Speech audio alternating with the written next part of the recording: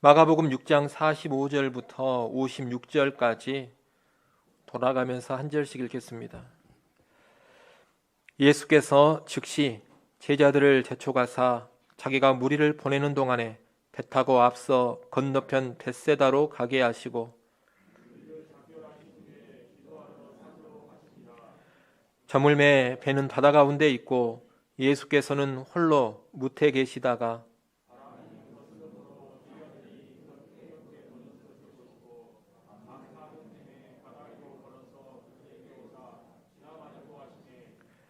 제자들이 그가 바다 위로 걸어오심을 보고 유령인가 하여 소리 지르니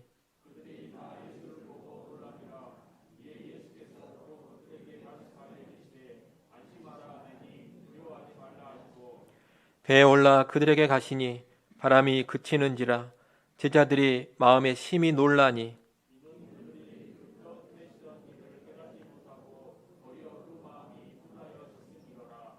건너가 게네사렛 땅에 이르러 대고 그 온 지방으로 달려 돌아다니며 예수께서 어디 계시다는 말을 듣는 대로 병든 자를 침상째로 메고 나아오니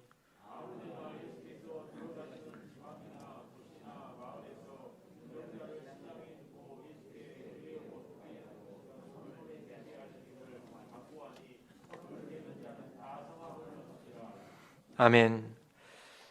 우리는 지난번에 오병이어의 기적에 관하여서 쭉 살펴봤습니다. 오병이어의 기적은 목자 없는 양과 같은 무리를 배불리 먹여주시는 선한 목자이신 예수님을 잘 보여줍니다. 아울러 이 기적은 세상 왕의 잔치와는 근본적으로 다른 하나님 나라 왕이신 예수님, 그 메시아의 잔치를 잘 보여주는 것이기도 합니다. 무엇보다도 이 오병이어의 기적은 자신의 생명을 내어주심으로써 사람들에게 영생을 주시는 분이 예수 그리스도라는 것을 보여주는 기적입니다.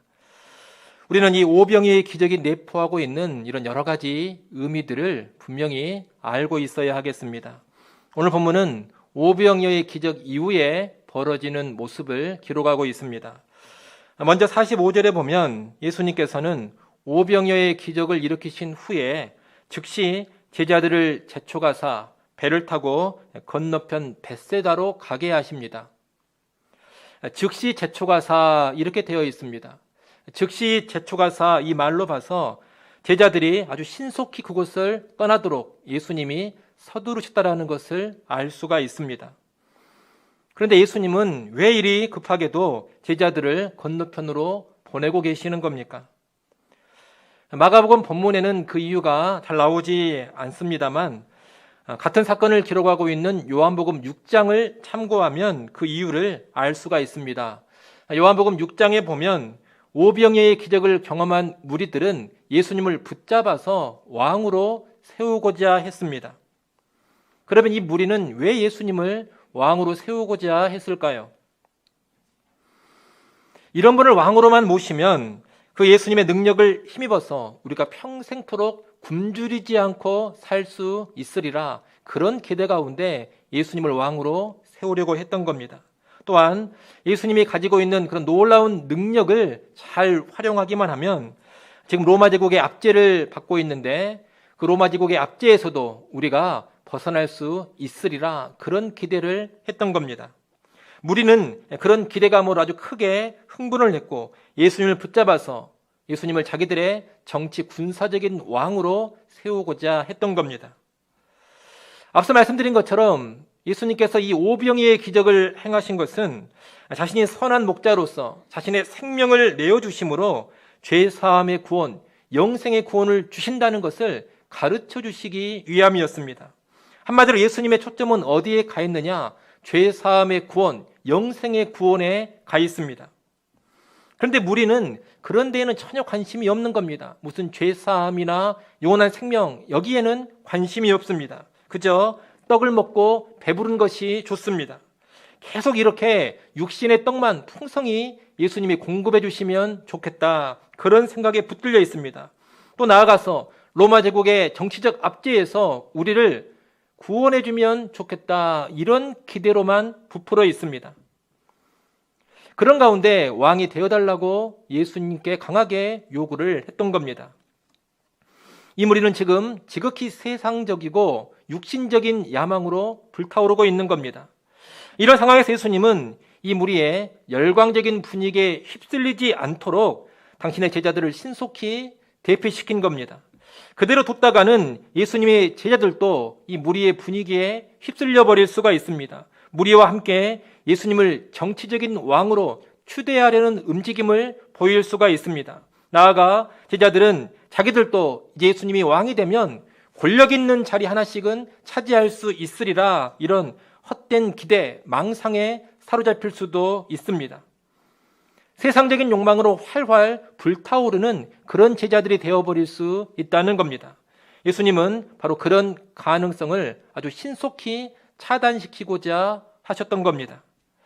나아가 예수님도 이 제자들을 보내고 무리와 작별하신 후에 홀로 산으로 가서 기도하십니다.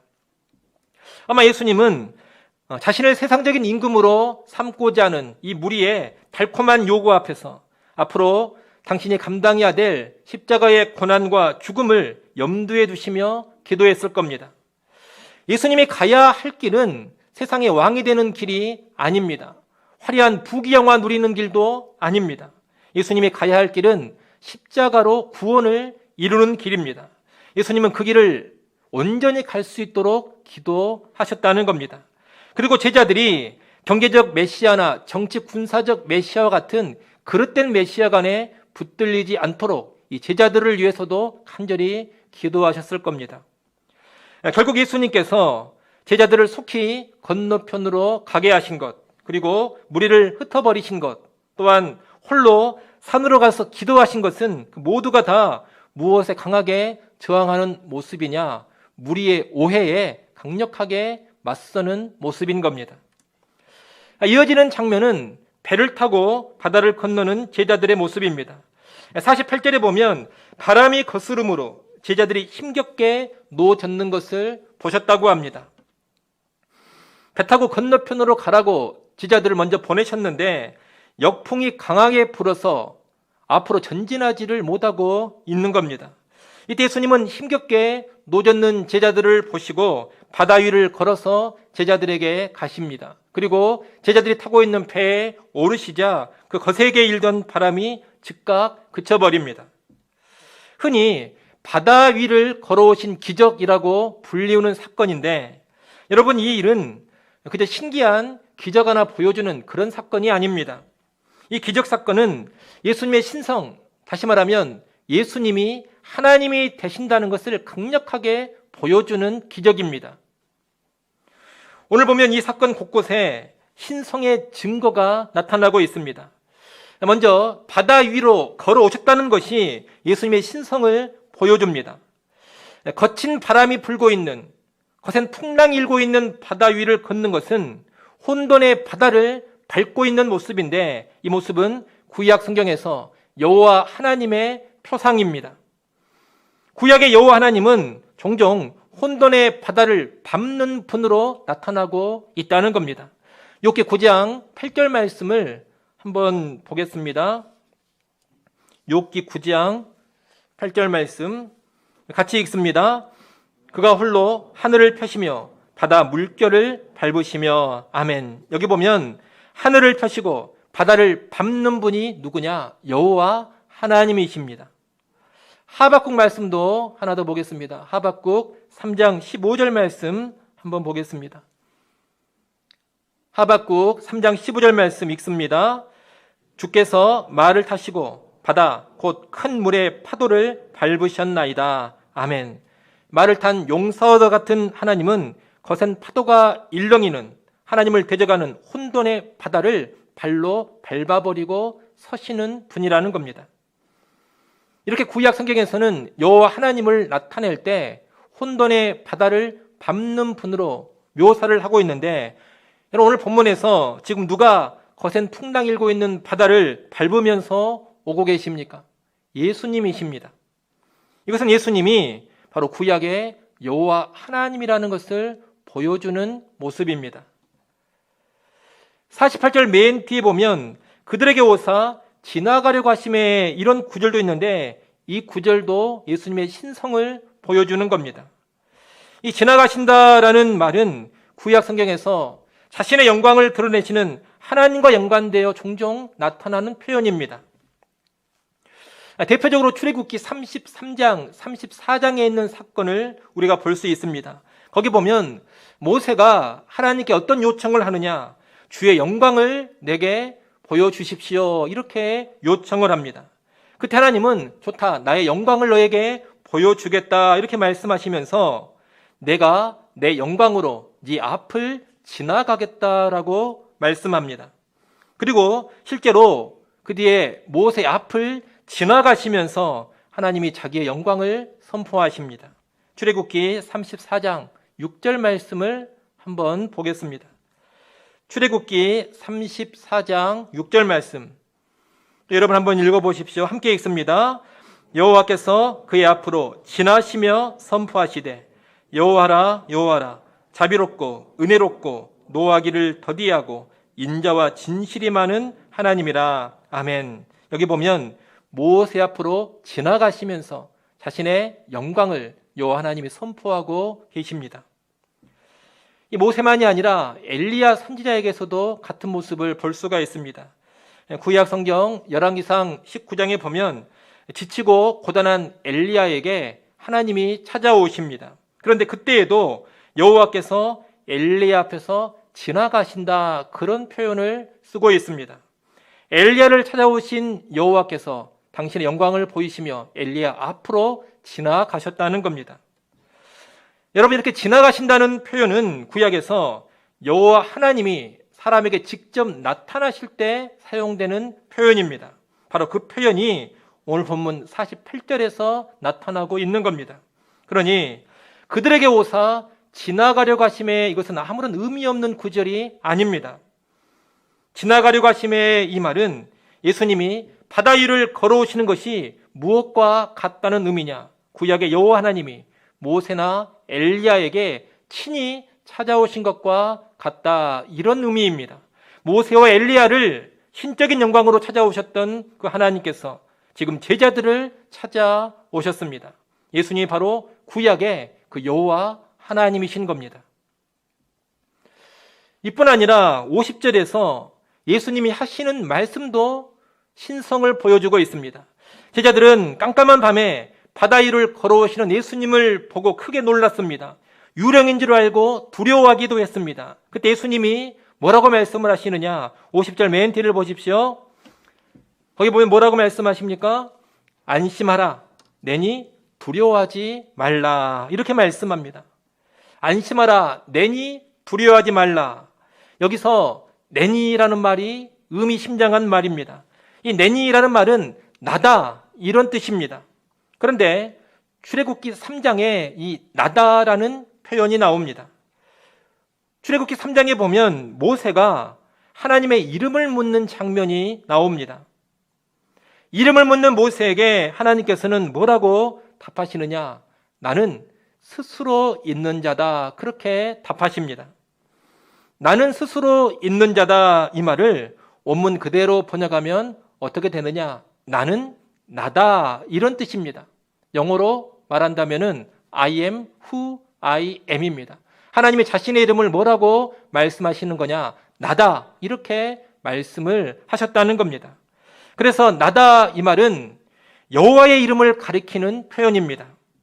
그런데 예수님께서 지금 바로 그 표현을 쓰고 계십니다. 제자들에게 나다, 이렇게 말씀을 하시는 겁니다. 이런 표현을 굳이 쓰시는 것은 자신이 구약의 여호와 하나님이라는 것을 제자들에게 알려주고 계시는 겁니다.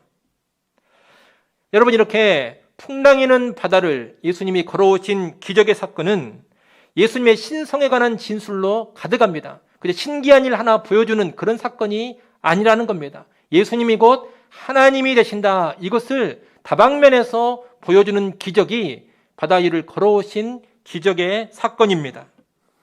그런데 예수님의 제자들은 아직도 무지합니다. 예수님이 어떤 분이신지를 전혀 깨닫지를 못하고 있다는 겁니다. 제자들은 이미 여러 가지 기적을 보고 경험했습니다. 특히 바로 전에 오병이어라는 엄청난 기적을 경험했습니다. 그렇게 많은 기적을 보고 경험을 했고 오병이어의 기적까지 경험을 했다면 이제 예수님이 어떤 분이신지는 알아야 됩니다. 이분은 단순한 인간이 아니라 정말 하나님이신 그분이로구나, 이런 인식을 가져야 했다는 겁니다. 예수님이 그런 분이라는 걸, 예수님이 하나님이라는 걸 제자들이 분명히 알았더라면 예수님이 바다 위를 걸어오시거나 바람을 즉각 그치게 하셨다 하더라도 전혀 놀랄 필요가 없었을 겁니다. 하나님이라면 충분히 가능한 일이기 때문입니다. 그런데 제자들은 그렇지 못합니다. 여전히 예수님 향해서 이분은 대체 누구시냐 하면서 놀라기만 하고 있습니다. 그만큼 제자들의 마음이 둔하다는 겁니다. 오늘 본문 52절에 보면 제자들의 마음은 둔하다, 그렇게 성경은 말하고 있습니다. 마음이 둔해서 그 많은 기적과 그 수많은 기이한 일들을 경험했음에도 불구하고 예수님의 진정한 정체를 모르고 있다는 겁니다.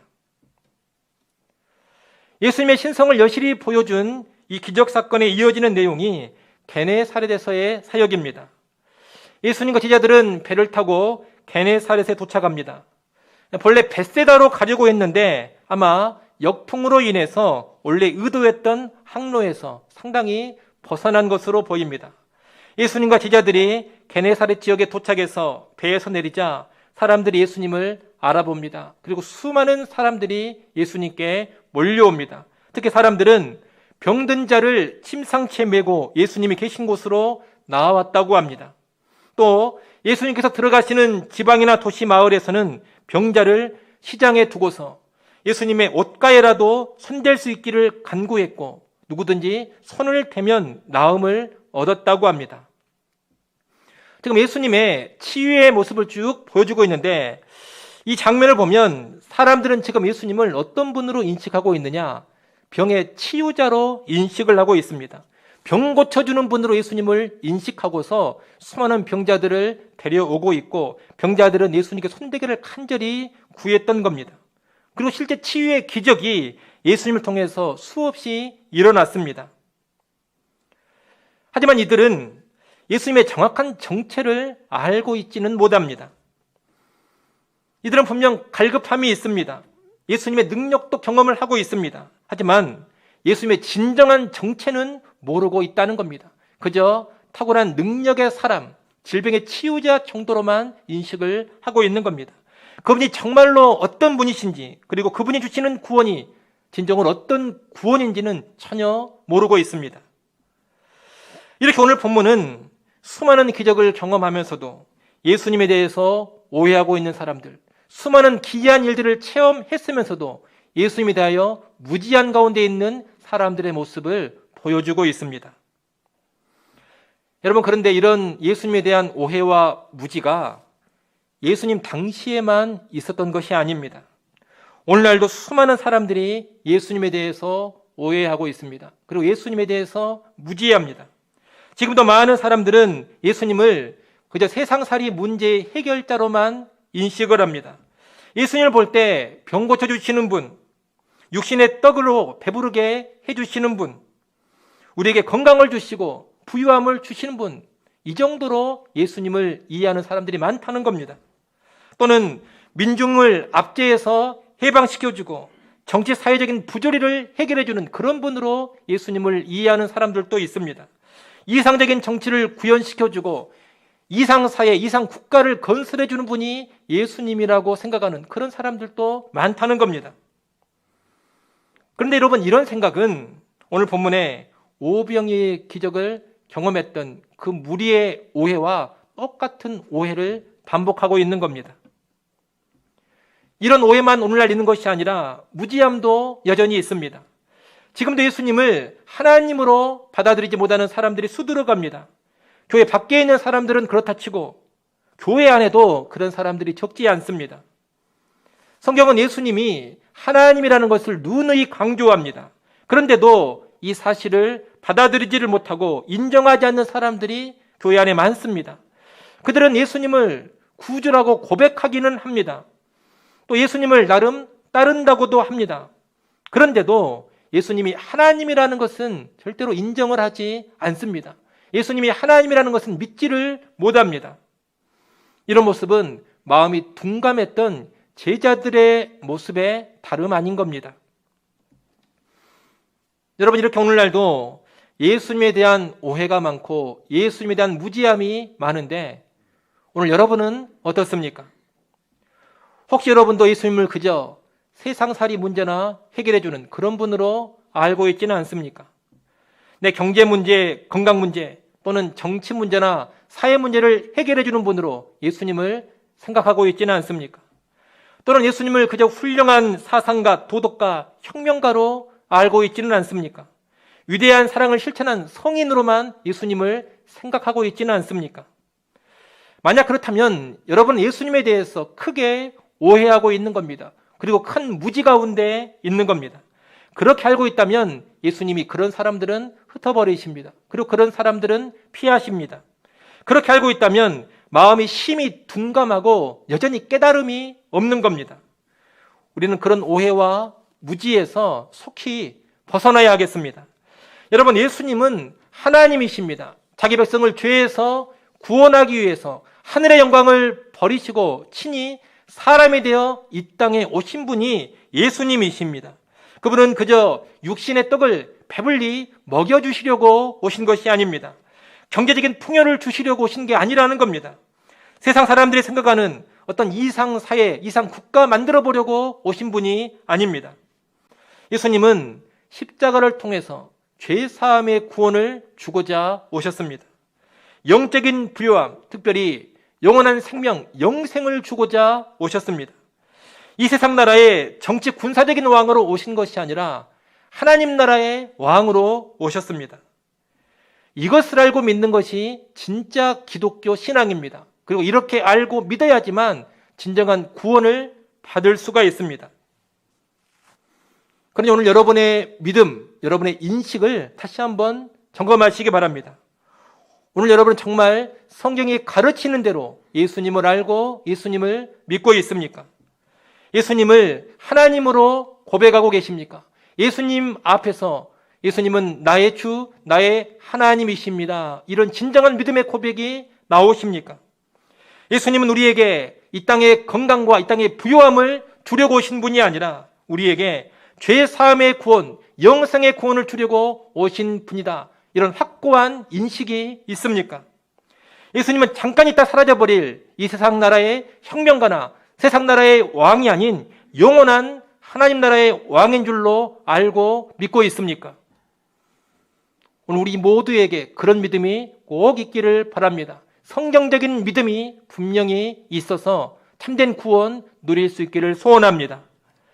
알로 우리가 그런 바른 인식과 바른 믿음을 가지고 있다면 그것을 가장 가치 있게 여기시기 바랍니다. 여러분, 세상살이 문제를 놀랍게 해결받고 신비한 체험을 하고 기이한 기적을 경험한 것보다 더 중요한 것이 뭐냐? 예수를 바로 알고 바로 믿는 겁니다. 여러분은 혹시 오병이어 같은 놀라운 기적을 체험한 것이 대단해 보이지는 않습니까? 풍랑이는 바다를 걸어오시는 그 예수님 본 것이 신기해 보이십니까? 거센 바람을 순식간에 잠재워버리는 그런 능력을 경험한 것이 위대해 보입니까? 옷자락만 만지고서도 내 병이 즉각 나아버리는 그런 기적을 체험한 것이 최고의 일이라고 생각을 하십니까? 나도 그런 기적 한번 경험해보고 그런 놀라운 체험 한번 해봤으면 여한이 없겠다. 이런 생각에 빠져있지는 않습니까? 여러분이 혹시라도 그런 생각 가운데 있다면 조심해야 됩니다. 정말로 신앙에서 중요한 것은 그런 것이 아니기 때문입니다. 여러분, 오병이어의 그 놀라운 기적을 경험했다 하더라도 그 기적이 뜻하고 있는 진정한 의미, 곧 십자가를 통한 영생의 구원을 모르는 사람들, 그저 육신의 떡이나 더 달라고 예수님을 추종했던 사람들, 그들을 예수님은 피해버리셨습니다. 오병이어의 기적은 물론이거니와 예수님께서 바다 위를 걸어오고 거센 풍랑을 즉각 잠잠케 하신 그런 기적을 경험했다 하더라도 예수님이 하나님이라는 것을 제대로 모르고 있는 제자들을 향해서는 성경이 뭐라고 평가하느냐? 마음이 둔하다, 깨달음이 없다, 이렇게 평가를 하고 있습니다. 다시 말해 무슨 기적을 체험하고 능력을 경험하고 대단한 문제 해결을 맛봤다 하더라도 예수님에 대한 오해와 무지 가운데 있다면 아무짝에도 쓸모가 없다는 겁니다. 오히려 그런 기적 체험이었고 그런 신비한 일 보지 않았다 하더라도 예수님을 바로 알고 바로 믿으면 충분한 겁니다. 그렇게 볼 때 최고의 은혜는 뭐냐? 예수님이 어떤 분이신지를 제대로 아는 겁니다. 그리고 최고의 기적은 뭐냐? 십자가의 예수님을 통해서 죄사함 받고 영생을 얻는 겁니다. 한마디로 하나님이신 그분이 이 땅에 사람으로 오셔서 우리 죄를 대신해 죽으시고 부활하사 우리에게 영원한 생명을 주신다. 이것을 알고 믿는 것이 최고의 은혜요, 최고의 기적이라는 겁니다. 그런데 이것을 모르는 사람들이 교회 안에 너무나 많습니다. 예수님이 하나님이심을 알고 믿는 것, 하나님으로서 사람 되어 오신 예수님의 죽으심과 부활을 통해서 내가 죄 사함 받고 영생을 얻게 된 것, 이것이 바로 복음인데 이 복음은 대수롭지 않게 생각하는 그런 사람들이 교회 안에 많다는 겁니다. 대신에 무슨 기적적인 도우심이나 특별한 체험만을 대단하게 여기는 사람들이 많습니다. 또 복음을 듣는 것보다 특별한 간증 듣는 것을 훨씬 더 신나하는 그런 사람들도 많습니다. 또한 무슨 특별한 체험이나 기이한 도움을 경험한 것이 없으면 나는 간증거리가 없다, 나는 간증할 만한 그런 영적 삶이 하나도 없다, 이런 생각을 하는 사람들도 수두룩합니다. 혹시라도 여러분이 그러고 있지는 않습니까? 복음은 대수롭지 않게 여기면서 기적이나 체험 같은 것만 특별하게 생각하고 있지는 않습니까? 복음을 듣는 것은 지루해하면서 특별한 간증거리 들을 때에는 신나하지 않습니까? 특별한 체험이나 기적적인 도우심을 경험한 것이 없다면 나는 어디 가서 간증할 것도 없다, 그러고 있지는 않습니까? 만약 그러신다면 큰 착각에 빠져 있는 겁니다. 영적인 치아가 많이 흐려져 있는 것이라 그렇게 말할 수도 있겠습니다. 여러분, 최고의 은혜는 죄인된 나를 위해 하나님이신 예수님이 죽어주신 겁니다. 그보다 더 큰 은혜가 어디에 있겠습니까? 여러분, 다 망해버린 사업을 기적적으로 일으켜 주신 것이 그게 최고의 은혜입니까? 심각한 질병에 걸렸는데 그 병이 기적적으로 나은 것이 엄청난 은혜입니까? 물론 그런 것도 은혜일 수 있겠습니다만 결코 그런 것이 최고의 은혜는 될 수 없습니다. 신약에서 최고의 은혜는 하나님이 나를 위해 죽어주신 일입니다. 또한 신약에 있어 최고의 사건, 가장 특별한 사건도 복음의 사건입니다.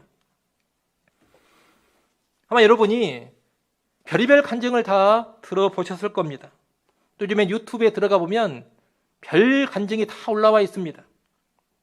하지만 여러분, 별의별 간증이 다 있다 하더라도 복음의 사건에 비하면 세 발의 피에 지나지 않습니다. 별의별 희한한 기적의 스토리, 놀라운 인생의 스토리가 있다 하더라도 예수님이 보여주신 그 복음의 스토리에 비하면 정말 하찮은 것들에 지나지 않습니다. 그래서 평생에 듣고 또 들어도 질리지 않는 것이 바로 복음입니다. 교회에서 듣고 또 듣지만 다시 한번 더 들려달라고 요청할 수 있는 유일한 내용이 바로 복음의 내용이라는 겁니다. 유튜브에 보면, 그런 유튜브에 좀 특별한 간증이 올라오면 조회수를 제가 한번 봅니다. 그러면 40만, 50만, 많은 것은 100만, 200만 그럽니다. 사람들이 거기에 엄청나게 호응을 하고 보면서 은혜를 받는 겁니다. 근데 여러분, 정말 우리 그리스도인들이 환호해야 하는 것, 계속해서 듣고 또 들어야 하는 것, 그것이 뭐냐? 그런 희한한 간증이 아니라는 겁니다. 복음의 내용, 바로 그것이 우리가 계속해서 듣고 또 들어야 될 유일한 내용이라는 것을 우리가 분명히 알아야 합니다. 간증거리를 말한다면 여러분, 내 인생 최고의 간증거리는 뭐냐? 바로 내게 일어난 복음의 사건입니다. 죄인된 나를 위해 하나님이신 그분이 대신 죽어주신 것, 그분의 죽으심과 부활로 내 흉악한 죄가 사함받고 지옥 자식이었던 내가 천국의 자녀가 된 것, 영원한 생명을 얻게 된 것, 여러분, 이것이 남 이야기가 아닙니다. 바로 내 이야기 아닙니까? 근데 이보다 더 크고 놀라운 일이 어디에 있습니까? 이보다 더 놀라운 간증이 어디에 있습니까? 내가 오병이의 기적을 경험하지는 못했지만 예수 그리스도께서 나를 위해 죽어주신 일은 경험했습니다. 오병이의 기적 현장에서 그 귀한 물고기와 떡은 먹지를 못했습니다만 예수님의 살과 피를 우리가 먹고 마시지 않았습니까? 내가 기적적인 질병의 치유는 경험하지 못했더라도 예수 믿어 거듭난 경험을 했습니다. 내가 바다 위를 걸어오시는 그 예수님을 직접 본 적은 없습니다. 그래도 내 안에 예수님을 모시고 이제 내가 사는 것이 아니라 내 안에 그리스도께서 사시는 그 경험을 하고 있습니다. 풍랑이 있는 바다를 순식간에 잠잠케 해버리는 그런 기적은 경험하지를 못했습니다. 그러나 예수님이 그 흉흉한 죄와 사망의 바다에서 나를 건져주시고 영원한 천국으로 인도하신 구원의 사건을 경험했습니다. 여러분, 이것이 나의 간증이요 나의 찬송인 겁니다. 그리고 이것이 최고의 간증입니다. 이 최고의 간증이 이미 우리에게 있는데 무슨 간증거리가 없다고 의기소침해져 있습니까? 여러분, 하나님이신 예수님이 나를 사랑하사 이 땅에 오셔서 나의 죄를 위해 죽으시고 부활하셨습니다. 그 예수를 믿음으로 죄사함과 영생을 얻습니다. 이것이 복음입니다. 이 복음을 바로 알고 믿는 것이 가장 귀합니다. 이 복음을 바로 알고 믿는 것이 최고의 은혜요, 최고의 기적입니다. 그리고 이 복음이 바로 내 최고의 간증거리입니다. 그 어떤 기적, 그 어떤 은혜, 그 어떤 간증이든 복음에 비할 것이 없습니다. 복음에 비하면 그런 것들은 다 세 발의 피에 지나지 않게 됩니다. 또한 여러분, 죽는 날이 다가올 때에도 끝까지 붙잡고 살 수 있는 것은 복음밖에 없다는 걸 알아야 합니다. 여러분, 부자가 된 간증, 질병 치유의 간증, 인생의 고난에서 놀랍게 회복된 간증, 그런 간증거리 붙잡고 죽을 수 있겠습니까? 숨 넘어가는 순간에 그런 간증은 아무런 의미가 없습니다. 이제 곧 죽는데 그런 간증이 무슨 의미가 있습니까? 이미 죽어가는 사람에게 그런 간증 백날 들려줘봤자 무슨 의미가 있겠습니까? 죽음을 앞둔 사람에게는 복음 외에는 아무런 가치가 없고 아무런 소망이 없습니다. 그 어떤 대단해 보이는 간증이라 하더라도 죽음으로 들어가는 사람에게는 아무런 소망도 주지 못하다는 겁니다. 오직 복음만이 소망이 되는 것이고 오직 복음만이 유익이 되는 겁니다. 여러분, 죽는 순간에도 복음을 붙잡고 있어야지만 큰 위로를 받을 수가 있을 겁니다. 이를 꼭 기억하시고 언제나 복음에 붙들리고 복음을 앞세우고 복음 중심으로 살아가는 우리 모두가 될 수 있기를 간절히 축원합니다. 기도하겠습니다. 하나님 아버지, 많은 기적과 신비한 일을 경험하면서도 예수님에 대해 오해하고 무지한 사람들의 모습을 봤습니다. 예수님을 바로 알고 바로 믿는 것이 기적을 경험하는 것보다 더 중요하고 복되다는 것을 깨닫게 하여 주시옵소서. 특별한 기적과 기이한 신비 체험에 몰두하지 않게 하시고 하나님이신 예수님이 죄인된 나를 위해 죽어주시고 부활하셨다는 그 복음에 집중케 하여 주시옵소서. 복음을 알고 복음을 믿은 것이 최고의 은혜요 최고의 기적임을 알고 복음으로 크게 만족하며 기뻐하게 하여 주시옵소서. 그리고 복음 중심으로 전도하며 복음 중심으로 사역하고 복음 붙잡고 살아가는 교회와 성도들 되게 하여 주시옵소서. 예수님의 이름으로 기도드리옵나이다. 아멘.